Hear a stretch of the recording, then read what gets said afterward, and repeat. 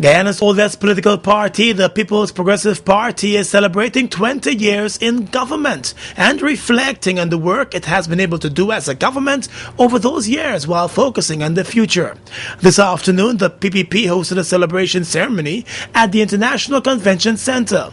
Former President Bara Jagdeo, who was the longest-serving president, said the party has been able to make a number of advancements as a governing party over the past 2 decades.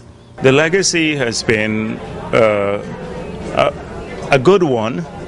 I think 20 years in the office is not a short time. And the good thing is that we have had renewal. We have had several presidents in the 20 years, unlike some countries where you have a single president in this period.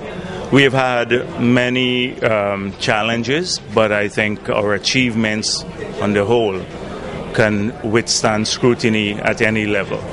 Longtime PPP member and chairperson of the Women's Progressive Organization, Indra Chandapal, said the party has faced some challenges in government. Natural Resources Minister Robert Prasad spoke too about the legacy of the founding members of the party. We tried as much as possible to stay connected with the people and to do what is required. Of course, there are always challenges, and you try to overcome the challenges. And the Jagan legacy, you believe it lives on? Well, I think so, because, there are periods when you may vary and things may not be as the way you want it. But I think, more or less, the legacy is there.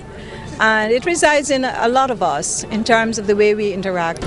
The Jagan legacy is certainly intact.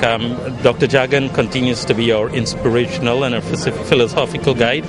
And certainly his legacy will live on. But we are also a party that, whilst we reflect in the past, we are also a party of the future.